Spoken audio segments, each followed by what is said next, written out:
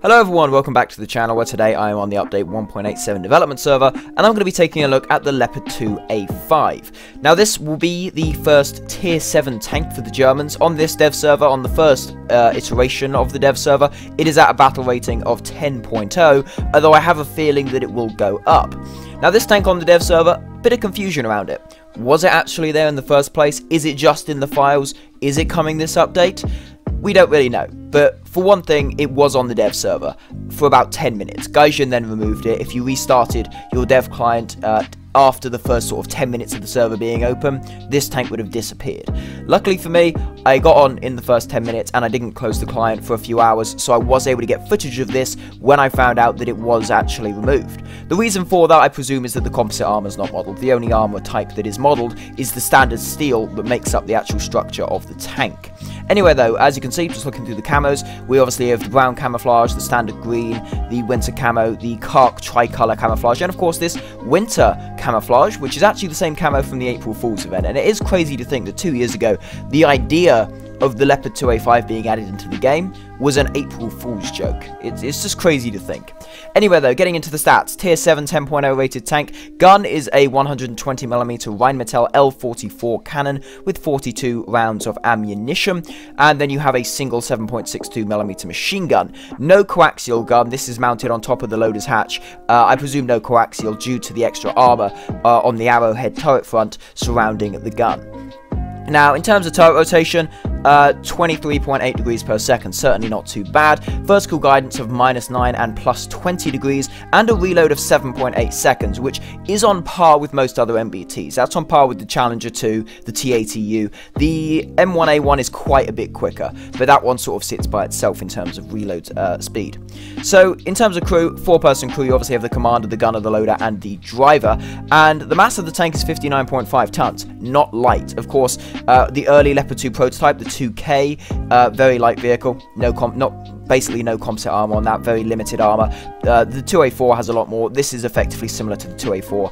Engine, 1,327 horsepower, and this can go up to 42 miles an hour top speed, so certainly pretty good. And as you can see, the cast homogeneous, the steel armor, is modeled, but no actual composite is modeled into the game. And you can see, though, all the other parts. There you got the engine, the radiator, the gun, 2 sets of optics. I presume one's for the commander and one is for the gunner. And there's the big ammo rack at the front. Of course, if there was actually no composite armor there, that ammo rack, yeah, that would explode a lot. That would get hit and just blow up. So it is lucky that hopefully when it gets in, once the composite armor is modeled, that should be actually protected fairly well.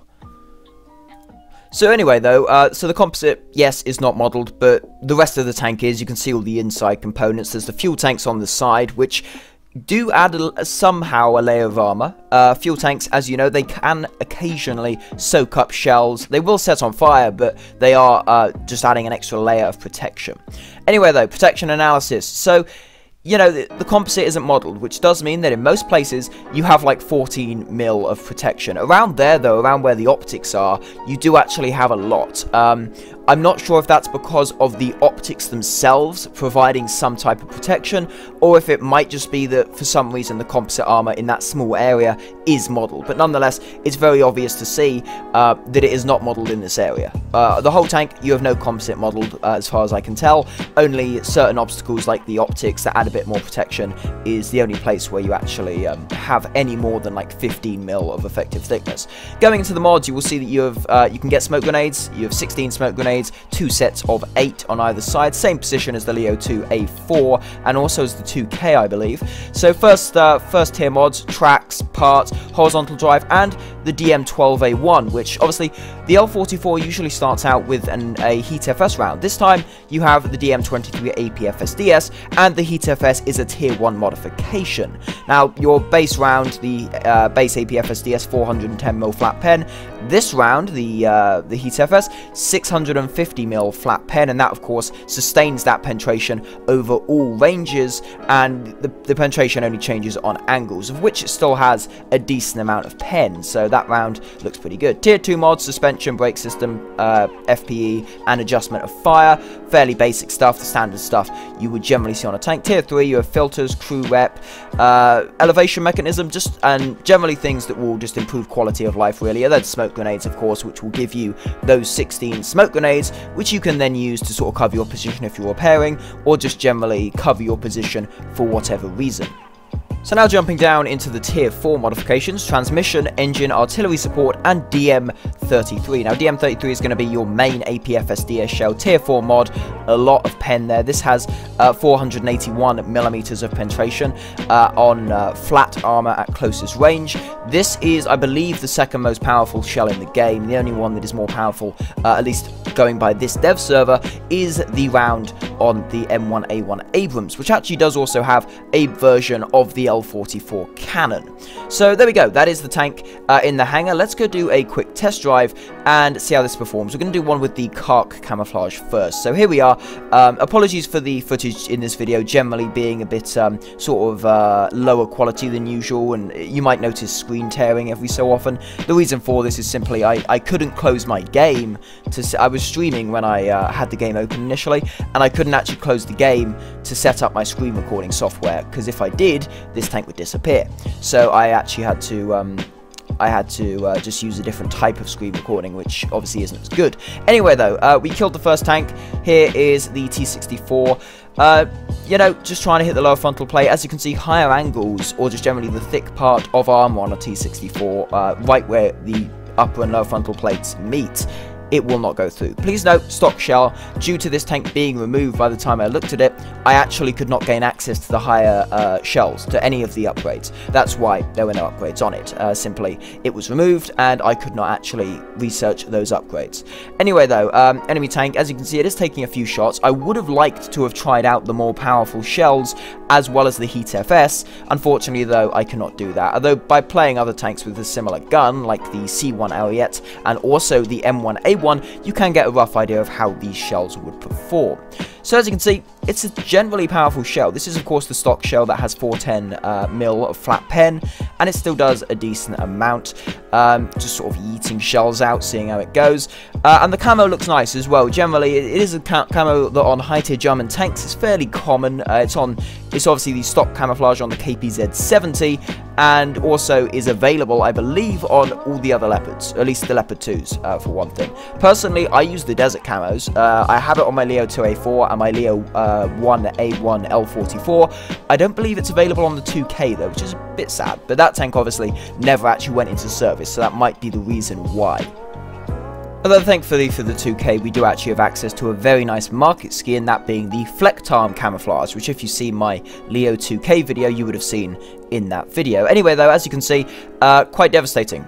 Just knocked out the T10. It did take 2 shots, but the first shot generally will knock out the enemy tank, stop them from shooting, stop them from moving, and then the second one, you just need to finish off the remaining crew members. Of course, this is one of the earlier APFSDS shells for this gun. It doesn't seem to fragment all that much. It doesn't really have much splash damage, so it doesn't really kill them first shot most of the time.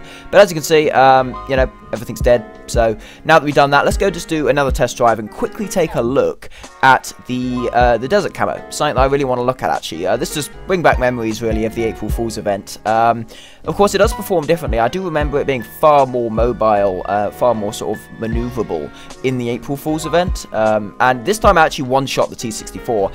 Just, you know, if you just hit the sort of top bit of the lower frontal plate, just below where the plates meet, it will blow up the ammunition. And that is just the best way to kill them. But yeah, maybe it's because this is a earlier version of the A5 than the one we saw in the April Fool's event. Do let me know. I have to admit, I'm not the most knowledgeable on German, more modern German tanks. But nonetheless, brilliant tank. I love this thing. It's really nice looking. I love the arrowhead turret front, and I'm not entirely sure on what the protection values are, but I know it's something insane. The front of the turret, theoretically at least in game, should be impenetrable. The only thing I can think is that the lower part of the arrowhead could be a shot trap to fire. Sort of a shot bounces downwards, goes in, kills the crew.